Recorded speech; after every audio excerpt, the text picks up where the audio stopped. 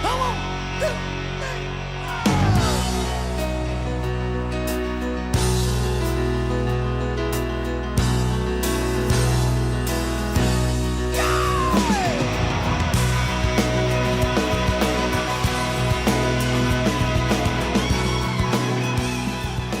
Well, good morning. Welcome back to the Broadcast Retirement Network. I'm Jeff Snyder. This is BRN Weekly for Saturday, April 9th, 2022. It's been another great week of shows, and we kicked off the week with a look at potential retirement reforms in 2022. Let's take a look. So, Jeff, it's really exciting that Secure 2.0 passed the House last week. It passed with broad bipartisan support. I believe it was 414 to 4 in favor of passing the legislation. What's nice about this is that we talked in 2017, 18, and 19 about how rare it is for retirement legislation to have real momentum. And looking at Secure 2.0, it seems that there's a fair amount of momentum. And, having gotten through one chamber, if it can get through the Senate as well, there's a real chance it can become law later this year. You're absolutely right, Jeff. It basically is, with some carve-outs here and there, designed to basically say, in order to be a valid 401k, in other words, in English, qualified, so meet the IRS rules, you will have to put in for new plans, automatic enrollment. So people have to be automatically enrolled at potentially 3% or more, and it's designed to facilitate savings. I will say I think that is a big change, but if you look at the vast majority of large plans and increasingly a lot of smaller plans and especially pooled employer plans and MEPs, you see a lot of people already doing automatic enrollment. So I think it will help move the dial in some ways on newer plans, but I think in a lot of ways, it's going to sort of affirm the steps that many plan sponsors have already taken to try to get their folks into plans. So I think that's kind of the key takeaway on this at this point. And this is a really significant change. When we look at the retirement system, there's a real focus on reducing the risk that individuals run out of money. And there's really two ways that we can reduce the risk of running out of money. One would be to have higher account balances, which I think we all support. The other is to shorten the period of time where people are required to take distributions or take distributions from their retirement accounts. And in some ways, it signals that folks are working longer. But, prior to Secure 1.0, the age that people took distributions were required to start taking distributions was 70 and a half. Now it's been moved up to 72. And what Secure 2.0 would do is it would allow retirement savers to, essentially keep their money inside their plan longer. And, this isn't an immediate jump, but over the next 10 years after passage, it would essentially raise the RMD age from 72 to 75, which, on the one hand, it means there's fewer years that they'll be taking money out. And then on the other side, it provides for more years of compounding for retirement savers to have a higher account balance. I think it's good to keep in mind because you get lots of studies out there. For instance, DCREC has its 22 DCREC defined contribution study. And when you look at these studies, catch-up contributions are very widely used and they're adopted very broadly and across many plans. There's very few I know of that don't have them at this point. But at this point, catch-up contributions, there would be some changes. First of all, a key one is that catch-up contributions, you'd have an extra bumped up limit for people who are nearing that age 65 in those last couple of years to be able to put extra money away to basically enhance their savings, a little goosing at the end, which especially if we have a down market at some point and it's before retirement, it's a way to help people to try to recover as best as possible. Similarly, because of the funding pieces in this, which you alluded to already, Jeff, there are changes about things like catch-ups being made into after-tax Roth-style contributions, and that's another piece that we're going to see as we go forward. Because in the world where we have run up a lot of debt, these bills try to pay for themselves as best as possible. So those are two things to keep in mind. But if for retirement savers, as Kevin said, I think it will be a great opportunity to increase savings. And also, one other note, for IRAs, it will actually index the catch-up limits there as well. So it's enhancing the catch-up rules and taking it to a new step so that retirement savers of all types, whether in a 401k or an IRA, get enhanced savings. And there's been a lot of talk about how the federal government can help in solving the missing participant problem that American workers and American companies face. because really our retirement system is only as good as it is at connecting individuals with the benefits that are promised or the benefits that are due. If those benefits don't arrive, then I mean, what are we all doing here? Yeah.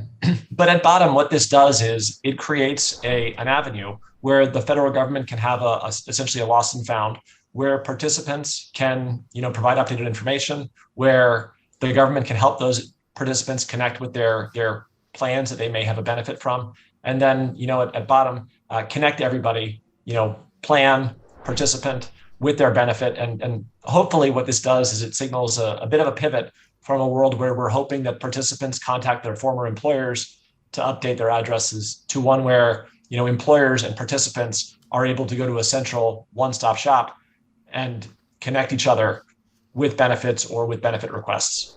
I think it's a pretty high probability, definitely in lawyer speak, more likely than not. There are some differences of things people in the Senate would like to see added to the bill. In addition, there are things that, tweaks, clarifications. So it's not going to be immediate. It could either be June, July, or it might even wait till after the election. That's my take. All right, Kev, your thoughts? I think David just summed it up really well. If it's going to pass, and I think the Senate will do their own thing, and then they'll combine it with the House bill and smush it together. But if it's going to get done this year, it's all in all likelihood, in my view, it'll get done by the end of June, or it'll get done sometime around the holidays in December. Next, we discussed National Wildlife Week. How can you help preserve America's wild species and open spaces? Let's take a look. National Wildlife Week is a celebration of wildlife that the National Wildlife Federation has been doing since 1938. 2 years after we were founded, we launched this campaign where we really kind of try to focus as much as possible on reaching as many people as possible with our wildlife conservation message. Of course, that's what we do year round at the National Wildlife Federation, but this is just, sort of 1 week in the year to really spotlight it. And in the past, we've had lots of different partners. We've had everyone from Walt Disney and Shirley Temple, the Muppets, partnering with us to get the word out about how important it is to protect our wild spaces and our environment for ourselves and for wildlife. And so, as you mentioned, this year, our partner is Mutual of Omaha's Wild Kingdom. Now, a lot of folks probably grew up watching the original, in the 60s, Marlon Perkins, Marlon Perkins. Yeah, into the 80s. And so the series is getting a reboot, and we're actually in the process of filming new episodes. And I am fortunate enough that I have been invited by the host, Peter Gross, who's an amazing guy, to, kind of appear on a few of the episodes alongside him to tell some of the wildlife conservation success stories that are happening all across America. A lot of the news is not that great for wildlife. We can get into that in a minute, but both Mutual of Omaha's Wild Kingdom and the National Wildlife Federation, we really want to celebrate the successes that are there, because it's really important to remember that wildlife conservation does work if we just do it. And so we're doing a whole bunch of episodes with them. They're going to premiere next year. I think January is the estimated launch date. And so folks can be on the lookout for that. And by the way, if you want to watch the old episodes, you can go to the Mutual of Omaha's Wild Kingdom website or YouTube channel, and they have them there. So if you want to watch some vintage stuff and prep for the new episodes, you can go there. So let me break some numbers down here. And again, this is the bad news part. So just bear with me, because again, I want to come back to a hopeful message, right? So globally, we are in a wildlife extinction crisis. There's over 1 million known species that are currently endangered with extinction globally. And this time around, these global extinction events, they happen, as part of natural life on Earth. But this time, it's because of humans and our activity, right? And so it's a huge, huge, huge problem. We're eliminating biodiversity, and that only hurts us, right? And so bringing it closer to home, you said that it surprised you when you heard some of those numbers about U.S. wildlife. And this is part of what the National Wildlife Federation is trying to raise awareness about, because we are based here in the U.S. and we do focus our work largely, in the U.S. and North America, as opposed to other wildlife groups that oftentimes are working more globally. And so, 1/3 of U.S. wildlife, some 12,000 species, have been identified by state wildlife biologists as in need of conservation support, meaning they're rapidly declining.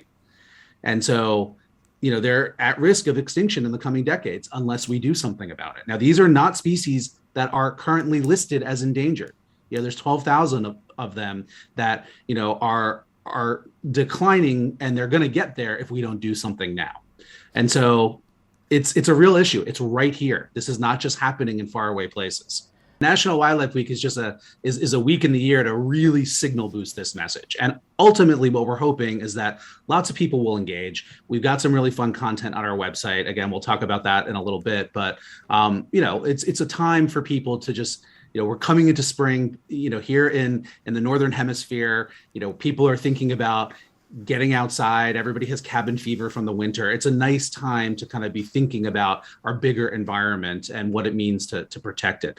I do want to share a few other statistics, though, again, closer to home, that really highlight the reality of this wildlife decline that we're seeing globally. In North America, we have 3 billion less birds in the overall North American bird population than we did in 1970. That's a massive, reduction. It's like almost, I think it's a 29% reduction in the North American bird population in that very little minuscule, last 50 years or so. The monarch butterfly population has plummeted. The eastern population east of the Rockies has been down by as much as 90% from their population highs recorded in the 90s. And the western population west of the Rockies has been as low as less than 99%. So there are less than 1% left, right? That's like on the brink of being completely eliminated. Now, they did have a little boom this past year, which is great. Luckily, insects can breed in just their natural annual life cycle. They can have kind of swings in their population, but they're still in real trouble. Bees, right? A lot of people are aware of the pollination decline or pollinator decline issues. A lot of that has been focused on the domesticated honeybee, which is really important for our agriculture and our economy. But most people don't realize that globally, there's 20,000 different species of bees out there. And here in North America, we've got around 4,000, many of which are disappearing, and they're not getting the attention that the commercial domesticated honeybee is getting. And these are the bees that are pollinating plants in the wild, that are making sure that the plant communities that support all wildlife and our ecosystems that support us are able to reproduce and are able to produce the seeds and the berries and the nuts and the fruit that feed all the other wildlife. And 25% of those native bee species, or 25% of our crop pollination, is being done by those wild native bees. And they're disappearing right before our eyes, here in the US. Well, we're halfway through a look at our best segments. And when we come back, a look at the other half. You're going to want to stay tuned right here on BRN Weekly.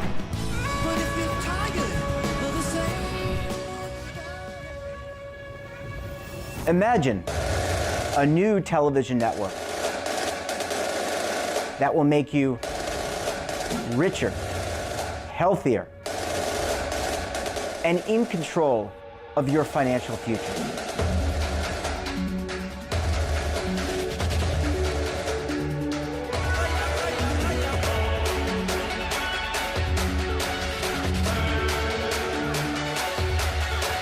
This network is for the policewoman in Nashville, Tennessee, the baker in Dubuque, Iowa, the teacher in Lexington, Kentucky.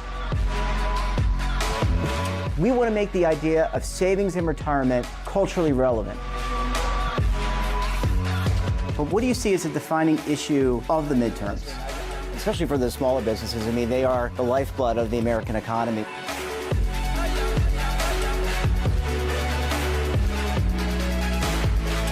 Featuring exclusive interviews, current affairs, and docuseries.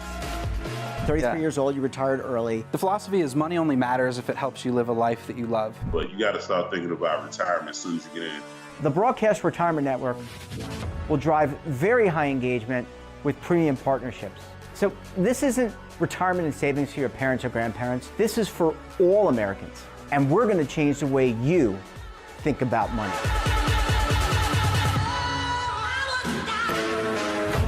Welcome to the next frontier of retirement and savings. This is BRN, the Broadcast Retirement Network. Are you stuck with a low credit score? A credit report and score that's causing you to be denied credit or pay higher interest rates than others for the same things? Then do what Terrence did and call Credit Repair for your free credit evaluation to help restore your credit. I started thinking about buying a new house, and my score wasn't where I needed it to be. I called and spoke with one of the representatives, and we just had a good conversation, and I liked what he was saying. Just one call for his free credit evaluation was all it took to start back on the track to repairing his credit. I'm seeing the deletions and I'm getting the report, so I know something's being done. It does make a difference to me. All it takes is one call to get started. Credit Repair has given me a second chance to have a better credit score. Don't let a low credit score hold you back another day. Do what Terrence did and make the call for your free credit evaluation. Call 800-819-4152. That's 800-819-4152. Again, 800-819-4152. Welcome back. Are carbs public enemy number one? Well, we discussed this week. Let's take a look. So I can't tell you how many times I see people and say, like, I'm cutting down my carbs, I'm not eating any, and I'm still not losing weight, or them just thinking that it's just bad for them. So it's definitely something that we hear all the time. Even within my family, I feel like I have to educate my own family sometimes that carbs are good for you. And if we look at like a Mediterranean diet, 45% of our calories should be coming from carbohydrates. And the reason for that is because it's our main source of energy for our body. We think our brains function on glucose. So if we're not fueling our body correctly, we tend to be kind of tired all the time. We're not getting that energy that we need.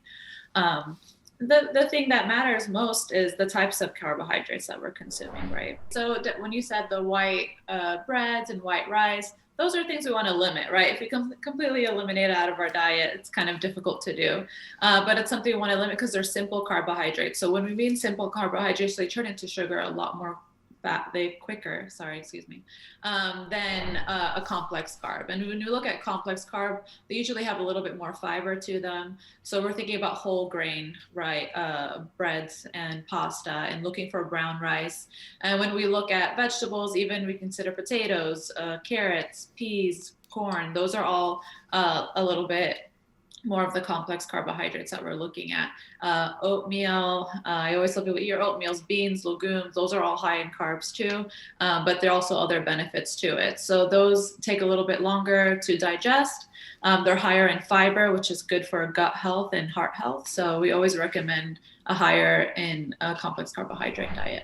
When I talk to my clients, I talk to them about the balanced plate method. So it's a little bit easier to kind of think about. So we talk about having your full plate, half of it being your fruits and vegetables, a quarter of it being your carbs, and a quarter being your protein. So we're definitely having like the equal amounts of carb to protein. And like you said, it is the same. So 1 gram of protein and 1 gram of carb equals 4 calories.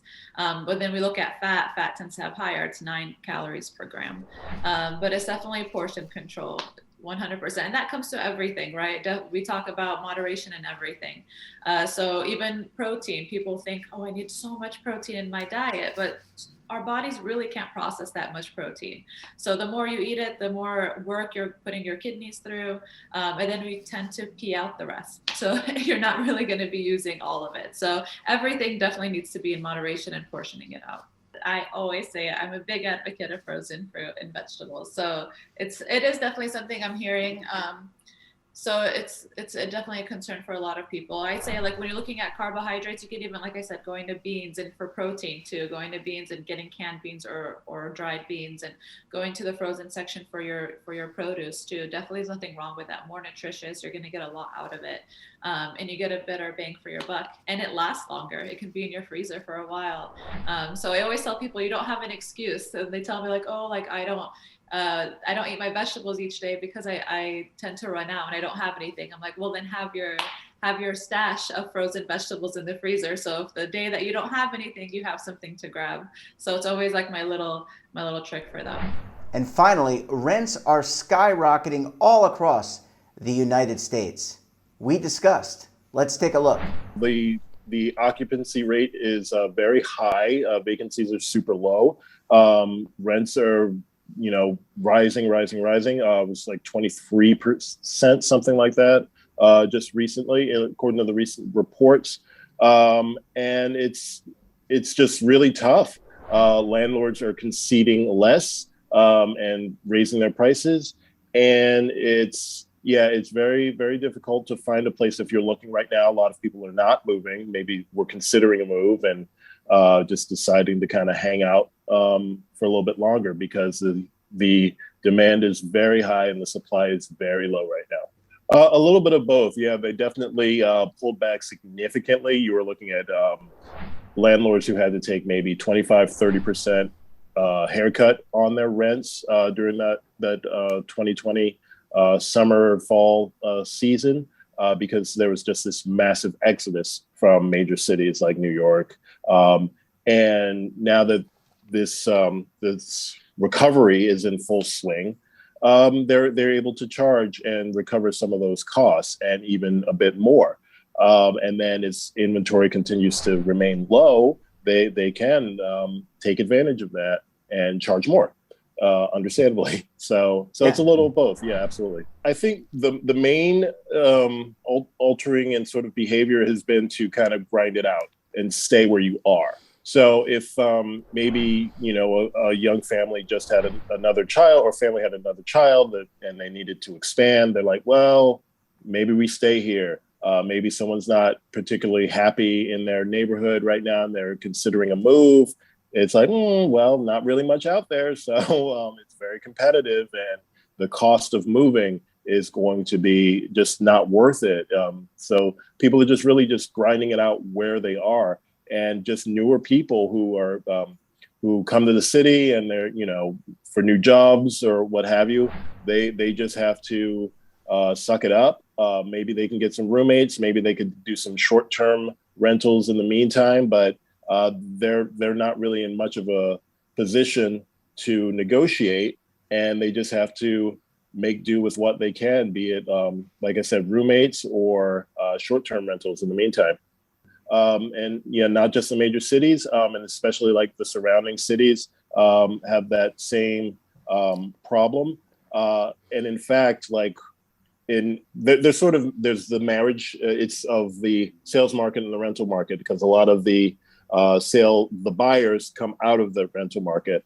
And so again, people are kind of being forced to kind of just stay where they are and stand pat, and they're not able to save up and then go into the sales market. So, and they're having that same problem with inventory, and there's the same problem with supply chain and construction of new product. It affects sale, whether you're building a rental building or a condo building, they're all still having the same supply chain issues. So there's just no new inventory that's on the horizon just yet, not a ton of it, not enough to keep up with the demand.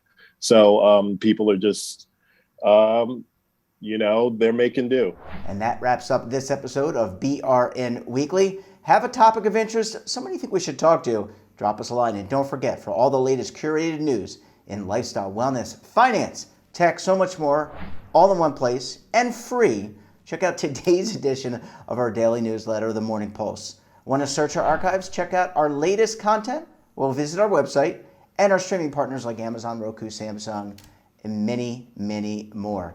We're back again tomorrow for BRN Sunday. I'll be joined by members of the media, academia, and financial services as we analyze all the news and events for the week. Until then, I'm Jeff Snyder. Stay safe, keep on saving, and don't forget, roll with the changes.